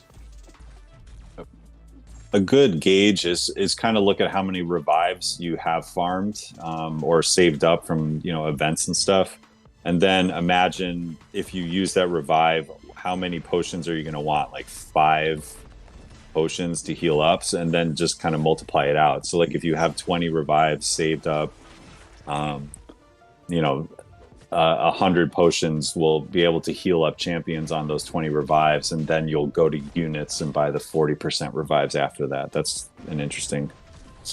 And Jacob is just saying 200 plus don't heal to full at all. So again, Jacob gets right down to it. We're like waffling on our answers here, but Jacob has the answer. So yes, 200 plus. That's very Jacob. It's very Jacob, which I appreciate. It's one of the many reasons I like having Jacob around. I don't find them to be very similar, but that is one place where I think work and Jacob are very similar. Yes. Where someone asks me a question and I'm like, well, let's weigh the alternatives here. Let's really dive in and frame this from various perspectives. And Jacob and work are like, the answer is no. Yeah. So I think it's good to have people around who, approach things differently than you do. Yeah, for sure. I'm a thinker. Same.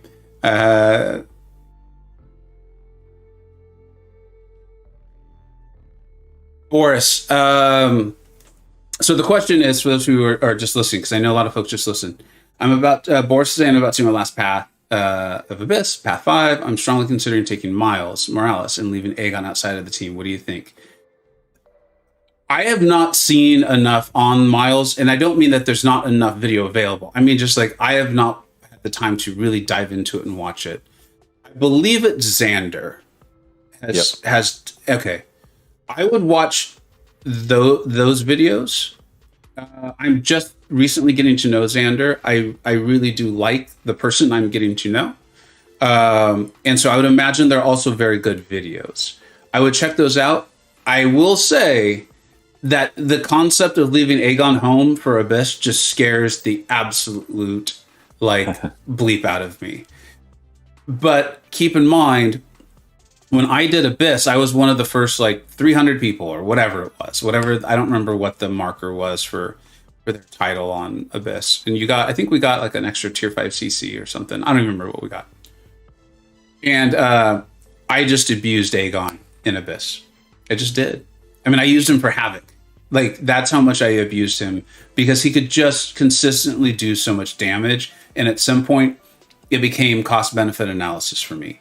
I didn't know how to reparry at that time. Thankfully, now I do. So I probably would do it differently. But at the time, I didn't know how to reparry. So even a champion like Colossus, who I know folks would use, or some of these other champions with an armor up, would made a lot of sense. I just used Aegon because I knew I could get significant chunk of damage done with Aegon on fights like that. So I would check out Xander's channel, check out those videos, and if you're like, yeah, dude, that looks awesome, I can do that, then yeah, more power to you. Just know, it scares me. It scares me to not bring Aegon. Yeah. Yeah, I would probably say no. Maybe if you could fit him on the team, and if you're doing Path 5, you don't have Luke Cage anyway, because I think he's an interesting Luke Cage counter because of the unblockable. But it's just those fights are going to take forever. Even if you're immune to unblockable and you can get into the enrage and stuff, I don't know. Doesn't sound super fun to me as Miles as your main clearer. I'd love to see more people doing some niche fights with him though. But yeah, Aegon is just a stud. Like Aegon and Torch to me are irreplaceable for 100% still. Maybe even Torch more so than Aegon, but he just makes and then there's the Collector, right? So you have to remember that after the entire thing, you have to do the final boss, and I'm not seeing Miles being a good option for that. So, and that's one of the main reasons Aegon is on the team, is because he makes the Collector a little bit easier than any other option. So that's another thing to consider. So that's a great point about the Collector is like, I know that since then, you know, some people have gone in enough and they've learned like some of the evades and things like that. And that is truly amazing. It really is. I don't want to go into the Abyss thinking that I'm going to learn the evades. And so again, having Aegon, knowing I can consistently get down some damage with a revive was very comforting to me. A node where you have to Dex is really not fun right now.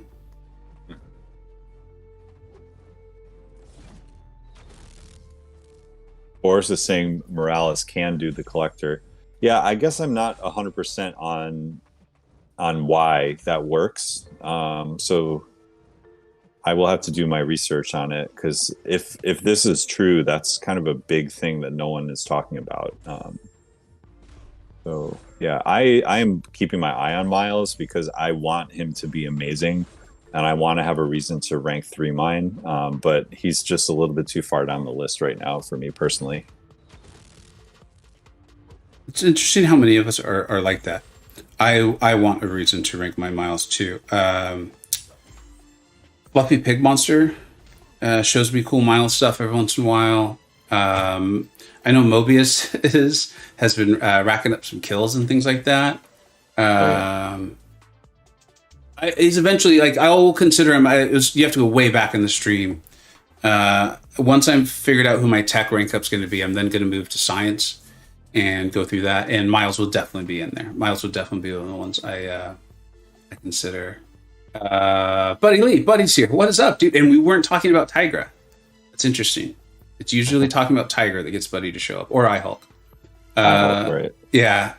Do not leave Aegon. Okay. I mean, again, Buddy with the more firm answer. I like it. Mahfouz, Aryan. What's up, dude? Thank you so much for being here. K-Dog. Retired people have all day to think deeply. We appreciate it. Thank you. And I love the assumption that I am retired.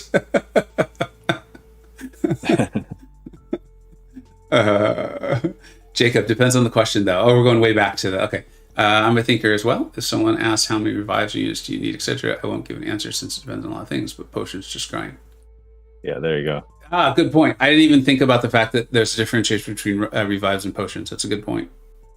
I get your point. It's safer with Aegon. I think so, Boris, but a lot of it's just like, I'm very comfortable with the answer. I don't know. Very comfortable with it. I'm not going to be someone that will make up an answer. So I would check Xander's channel. If anyone has a link to it, let me know. We can throw that up there. I'll look it up. Yeah, Xander Scar, right? Yeah. Yeah. I subscribe to him. I don't know how to do it all. Yeah. Let me go grab it. Yeah. I believe he has some Miles stuff before he got buffed, which was pretty impressive too. Like he was using the old kit to do some stuff. He's a Miles fan in general, right? Yeah. Exactly. Yeah.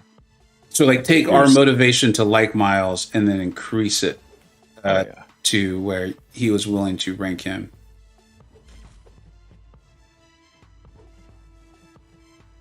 All right. I'm sure I'm going to die. Let's just take off as much health as we can while we're here.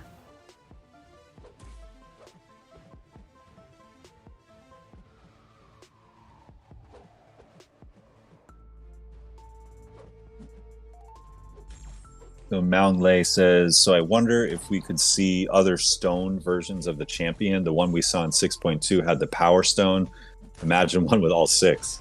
Yeah, I think the Power Stone champion is actually like a comic book reference as well, specifically with that stone. But yeah, imagine that fight getting even worse. We do have the Thanos bosses that come back every once in a while, like in Gauntlet, who have all the stones with the different phases and stuff, and those are really interesting fights too.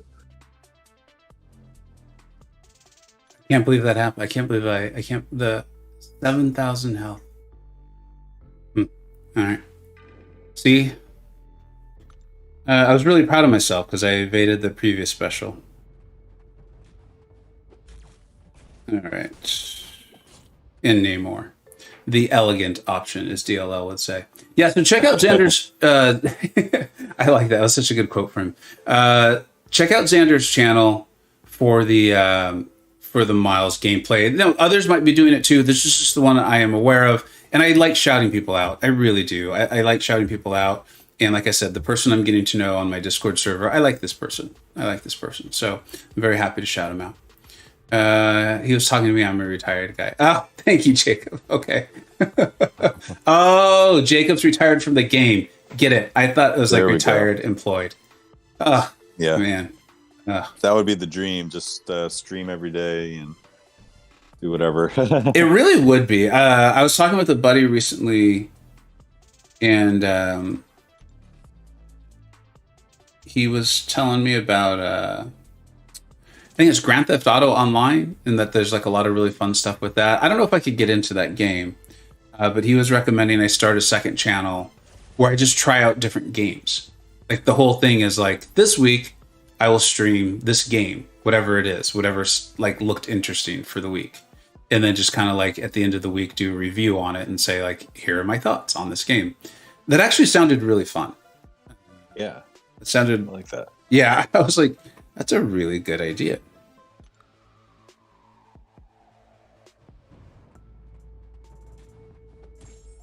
But sorry, the tie into that was I would actually have to retire from my real job to do that. Yeah, that's not going to happen for me anytime soon. Yeah, or you probably. Nope.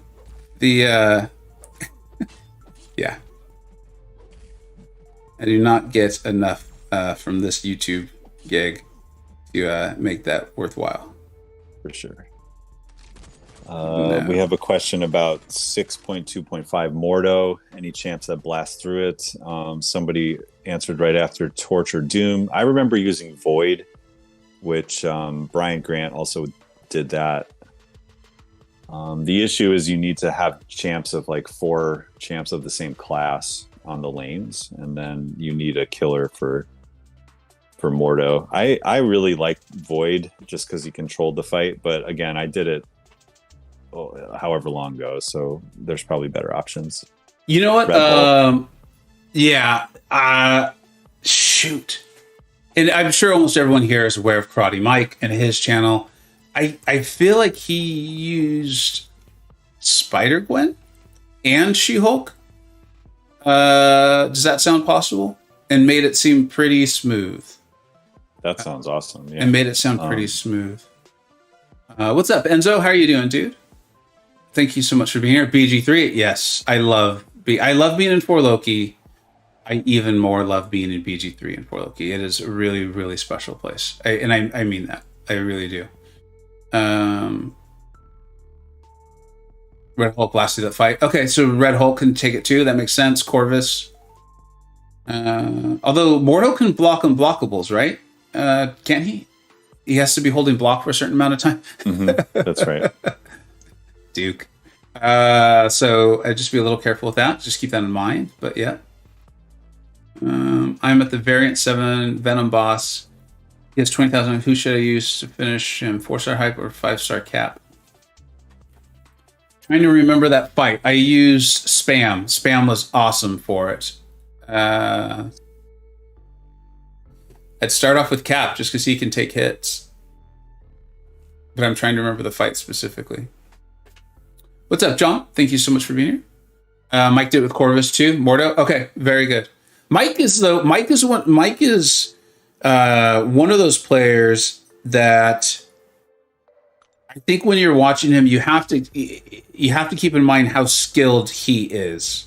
I am firmly putting him into that class of YouTuber now. that it's keeping in mind, like, will I actually be able to replicate what I'm seeing? Like you do when you watch Munosh or Suida or MSD. Buddy Lee's kind of getting there too, to be honest. Yeah, and actually, speaking of that, Buddy Lee just did a Doc Ock video against that Mordo. If I believe that's sort of one of your newer videos, so that would be really fun. If you could link that in the chat, Buddy, I think that would be worth seeing since we're talking about it. Oh yeah, great point. That's his most recent rank 3, right? Yeah, Doc Ock is. I remember using Doc Ock in Variant 1. There were some really nasty power gain lines, and there was actually a Mordo on one of the lanes when I first sort of discovered how good he is for passive power gain like that. So that's interesting. I'd love to see that.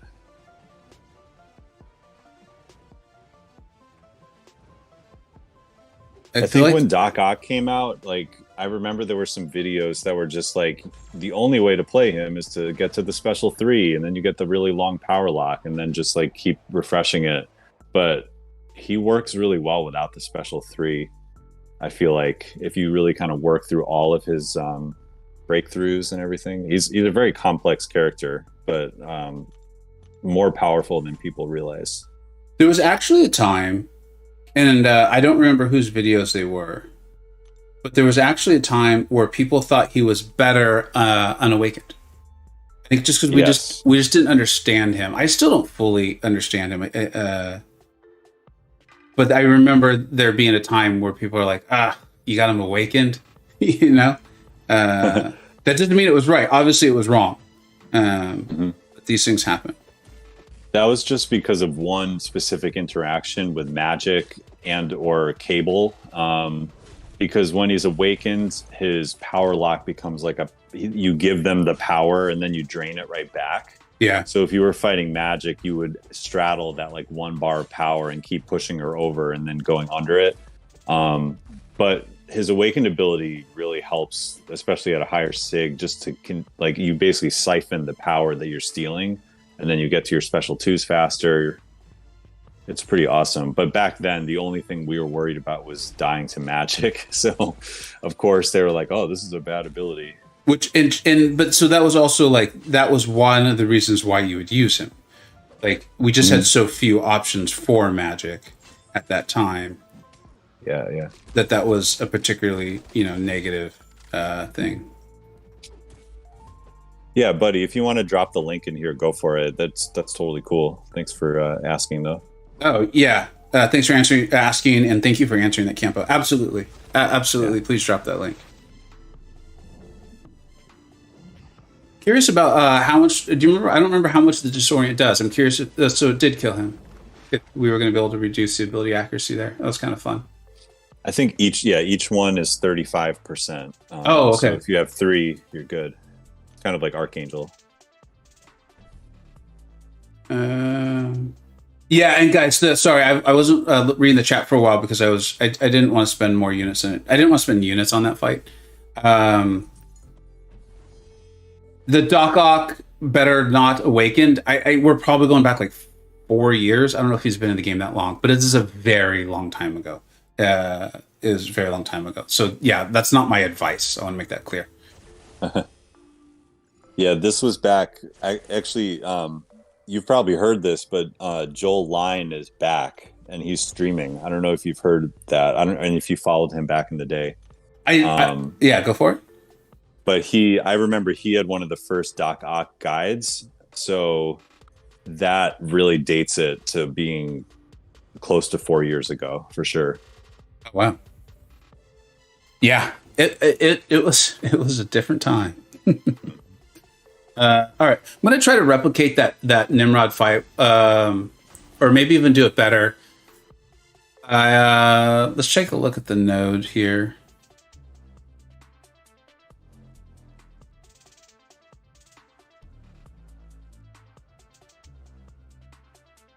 All right, so we're taking a look at the node here. We have this while the iron is hot. We'll be getting the prowess if I can back him up enough. I'll look to throw my SP1 and my SP2 with that, just depending on where we're at. I will try to do the SP1. As we talked about, it was pointed out, and I apologize who said, I don't recall, but the energy vulnerability might be really nice there. I will probably still try to evade his specials, even though it was kind of fun to see how little damage they did. And that's really it. I brought in that synergy with Kitty, but I don't think that's going to be a massive deal. So we'll just have some fun here, do some parries to get my protocol charges up, get into Eradicate. I mean, you see how quickly the charges are building, though, against Magneto.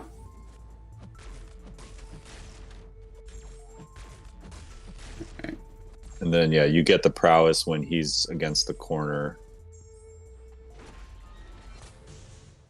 And also when you get above a special 2. Okay, this felt good. And now I'll try to get to my special 2.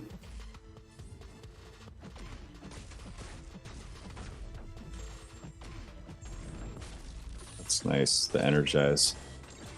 Yeah, I feel like it is. I feel like I should have baited his special, though, before I did all that. It's fine.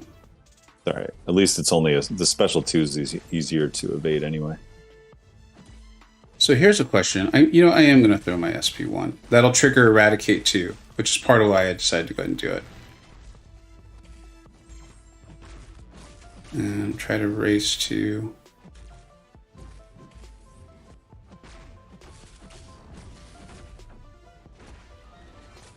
Oh no, I messed up the evade. That really sucks.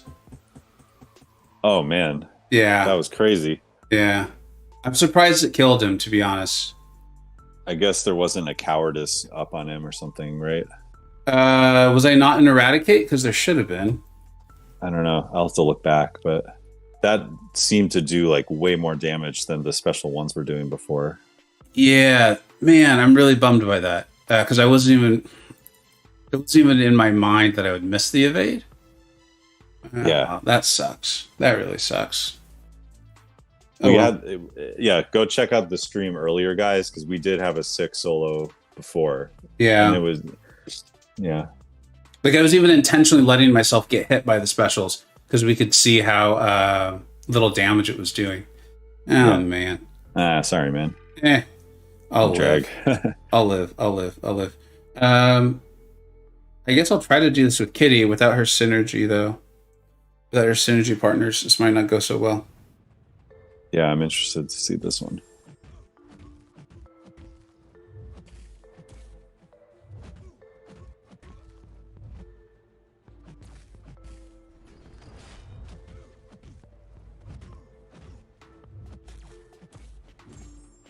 Nice.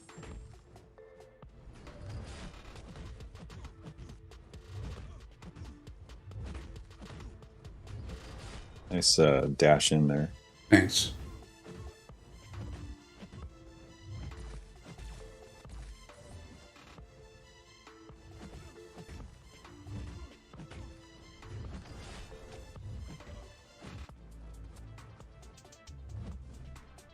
All right, so I should get the elongated invisibility because of the SP3. See, this is kind of like you just have to have a better memory on this.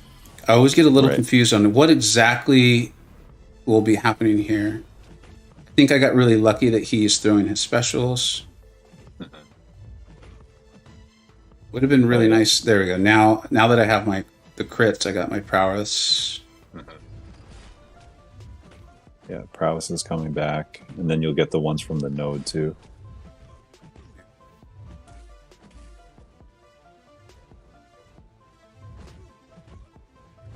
I'm going to try to let my temperature rise a little bit more.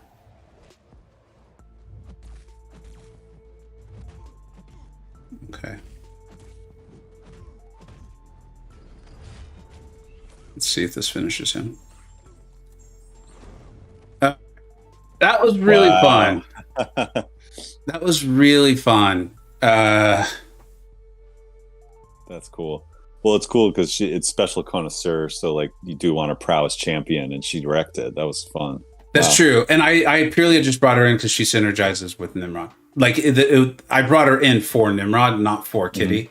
And you know what? I forgot about that. I had the synergy. I should have been using that because it gives her guaranteed crit on her heavy. I think it's like every 10 seconds it goes on a cooldown. But that would have been a nice way to build the prowess. Obviously, we didn't need it. But man, the fact that I just did that without Tigra and Ghost. Yeah. Because guys, and I think in case you're just tuning in, I am not a great player. I'm a fine player. So that and I'm still pretty new to Kitty. That was interesting. All right. It is time. It is time to go. This was an absolute blast as always. Thank you everyone in the chat. You guys are why it is fun. Thank you, Duke and OG Highline for the donations. I always appreciate the support. And then Campo, thank you so much for being here, dude. This was an absolute blast. I appreciate the knowledge drops. And was there anything you wanted to add, buddy? No, I'm good. Thanks. That was a fun stream. Fun to see those champs just kind of like go into quests and wreck stuff. That was really cool. Yeah, that was a good time. And thanks for the suggestions on them. All right, everyone. Thank you so much for being here. Have a great week. My intention is to stream on Thursday and then finish up on Friday. I think we're back on the Tuesday-Thursday schedule here without having intended it. And like I said, this was an absolute blast. We'll catch you all really soon. Take care.